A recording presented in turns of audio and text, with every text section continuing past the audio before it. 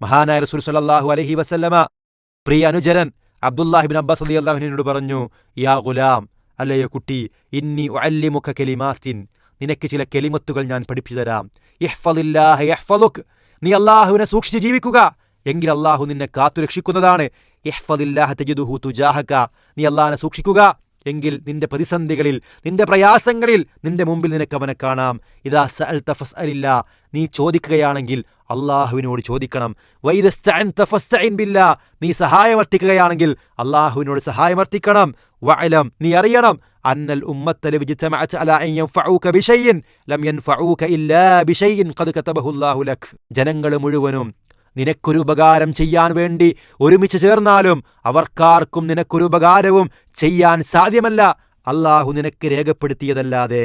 ഇനിയോ വലൗ ഇജ്തമഉ അലാ അൻ യദുറൂക ബിശൈഇൻ ലം യദുറൂക ഇല്ലാ ബിശൈഇൻ ഖദ് കതബഹു അല്ലാഹു അലൈക്.